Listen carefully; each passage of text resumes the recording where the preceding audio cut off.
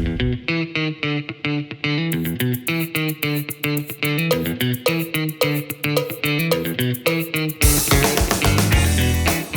back on the week that was with a razor wit, irreverent humour and profound political and cultural insights, this is the James Macpherson Show.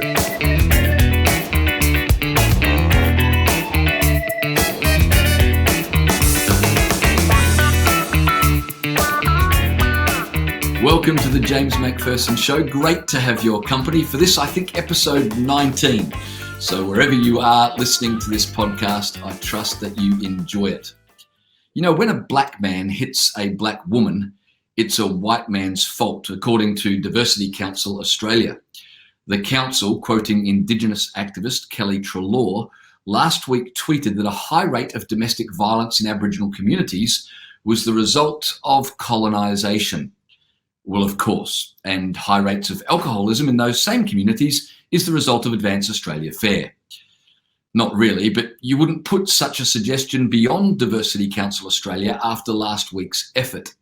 The council tweeted, and I'll quote it for you, "Statistics show that First Nations women experience higher rates of family violence than other women. But this is a complex issue, stemmed from issues of colonisation, trauma from displacement, and legacy of intergenerational trauma," end quote. Now, the first part of the tweet is indisputable. Statistics show that Indigenous women do experience extraordinarily high rates of domestic violence. Sadly, tragically, the Australian Institute of Health and Welfare reports that Indigenous women are 32 times more likely to be hospitalised as a result of family violence than are non-Indigenous women. But statistics also show that critical race theory and social justice scholarship will do less than nothing to fix the problem. Now, the second part of the tweet, the bit where it says the causes of domestic violence are complex and then immediately blames Arthur Phillip, is disgraceful. It's the racism of low expectations that suggests certain people have no autonomy and that their actions have been predetermined by historical events because, you know, black. Personally, I'd love to blame my own failures on the intergenerational trauma of convict transportation, but I'm white. So unlike my Indigenous brothers, I'm considered able to take responsibility for my actions. It's just this kind of rubbish that permits suffering to continue unabated, suffering that is essential for groups like Diversity Council Australia to exist. Blaming domestic violence in Indigenous communities on colonisation ensures that domestic violence in Indigenous communities can never be stopped. It's a classic case of ensuring that you never fix the patient, so you always have a patient to fix. The council may as well have tweeted, "Statistics show that First Nations women experience higher rates of family violence than other women, but we don't care unless it fits our divisive identity politics." A boat arrived at Sydney Cove 222 years ago is no excuse for beating a woman. And if it wasn't for January 26, this would never have happened to you is no consolation to a battered woman. Domestic violence in Indigenous communities always was, always will be, the responsibility of Indigenous communities to own and to fix. But as long as activists suggest that Indigenous men in 2020 are victims of white men from 1788, Indigenous women, whose deaths by family violence far outnumber the Indigenous men who've died in custody and yet they receive none of the attention, will continue to suffer. Diversity Council Australia imagines that the Indigenous people had never known violence until whites showed up in boats. This, of course, is nonsense, and everyone knows it. Bone fracture pattern analysis of pre-settlement Indigenous women, as well as testimony from the first settlers, has shown that brutal levels of violence existed in Indigenous communities long before 1770. Diversity Council Australia, though, to their credit, do ensure a diversity of views. There's the truth, based on facts, and there's the politically correct self-serving fiction that the council tweets.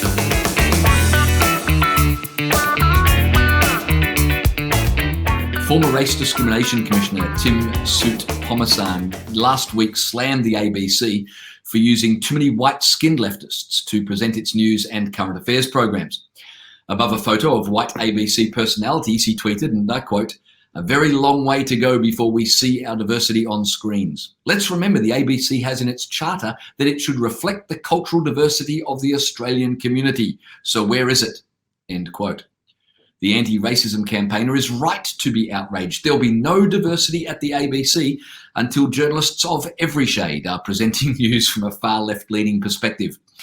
How can the taxpayer-funded ABC represent the broader community while every leftist host has a pale face? And it's difficult to defend the ABC against charges of political bias when everyone pushing the collectivist point of view is fair-skinned. If the ABC is to provide balanced reporting as its charter demands, then everyone promoting the same socialist agenda cannot be of white European descent. Where are the brown-skinned Marxists? And why isn't the ABC showing exotic-looking, really dark-skinned progressives? It's not enough for ABC Chair Ita Buttrose to talk about diversity. We need to see it. Mr. Soutphommasane is absolutely right to insist that the ABC provide the public with a wide variety of views. People need to be able to view Asians and view Islanders and view Africans, all saying the same woke things. Flagship programs like Q&A and The Drum should have panelists who are diverse, like a packet of M&Ms, lots of different colours and all with the same flavour. Mr. Soutphommasane should be applauded for pointing out the need for the ABC to represent Australia's pluralistic society with a plurality of faces. There's a real danger that when everyone at the ABC newsroom is white, reporters will start to suffer from group face. And when everyone's looking the same, well, no one's looking different. Mr. Soutphommasane is bravely ensuring the national broadcaster doesn't get away with it. But Mr. Soutphommasane's skin-deep critique of the ABC doesn't go far enough. Someone with a real talent for reducing everything to race would have noted the ABC's diversity program is not confined to its flagship television programs. It's to our national shame that ABC radio presenters use the same broad Australian accent to push progressive ideas. Every ABC personality sounds exactly the same on air, and that's not good for democracy. We need to hear lots of different voices. So why aren't we hearing about the climate emergency from someone with an Asian accent, or that Trump is Hitler from someone who sounds Mexican, or that Christians are a bunch of homophobes from someone with a South American twang? That foreign accents might make it difficult for listeners to understand ABC news and political commentary wouldn't matter, since everyone knows in advance exactly what they're all going to say.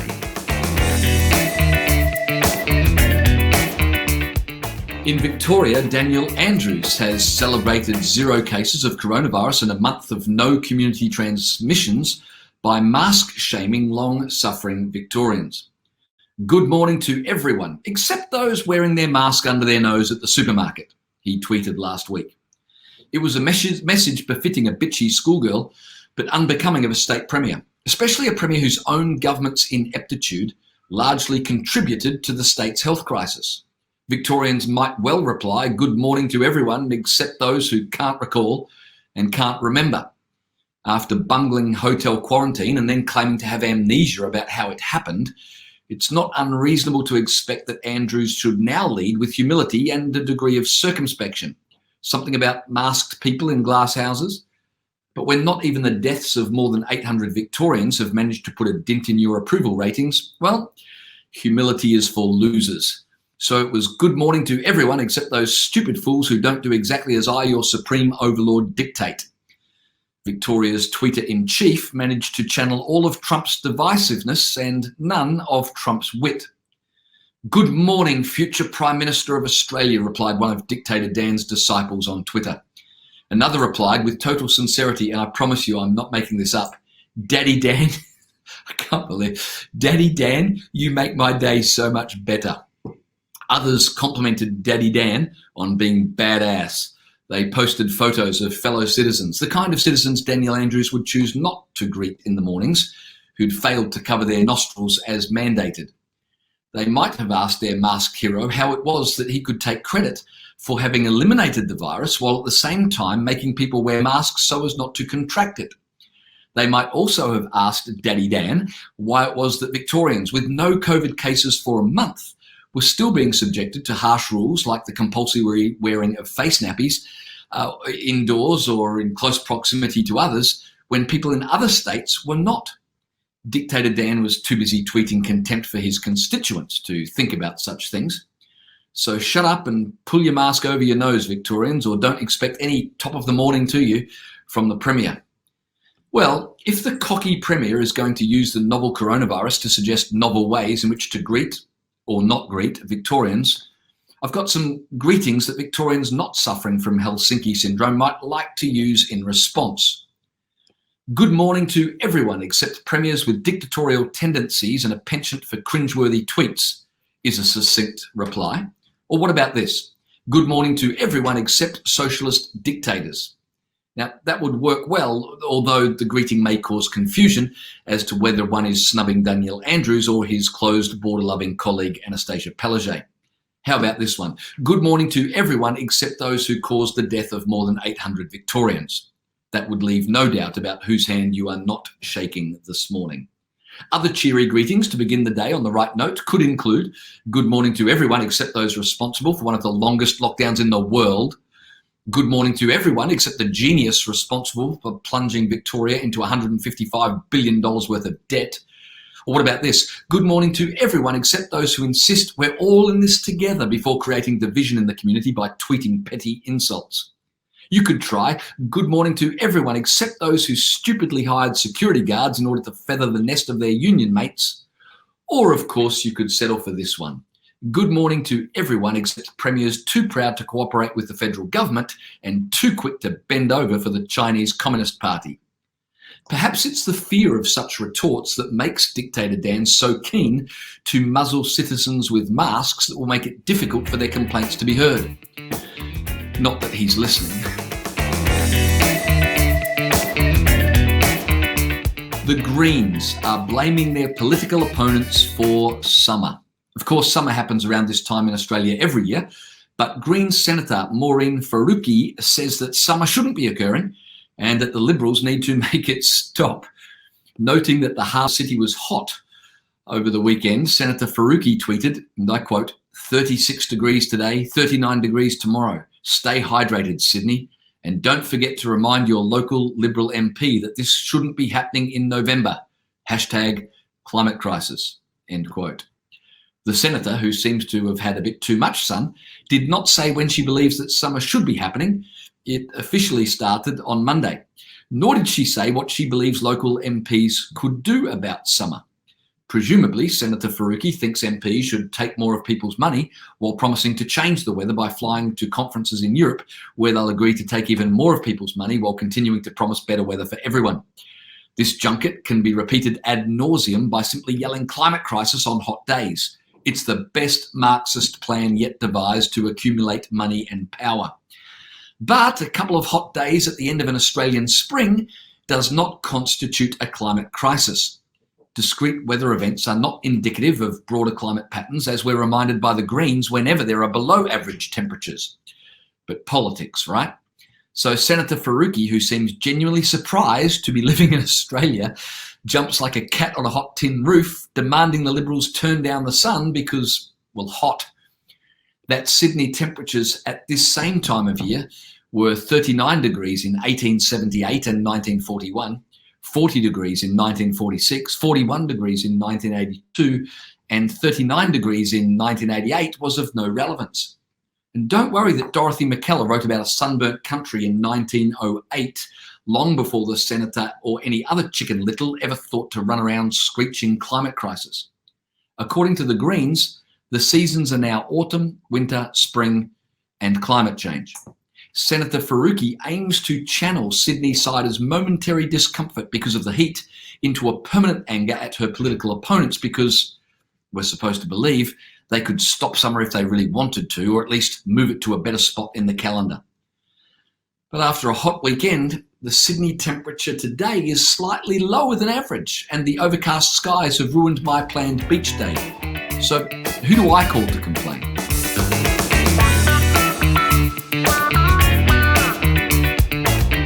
Well, that's all we've got time for this edition of the James Macpherson Show. I hope you enjoyed it. And listen, don't forget to go to goodsource.news. Good Source. Source is spelled S-A-U-C-E. Goodsource.news, where you'll find lots of great content from conservative writers and thinkers, as well as great shows like this one.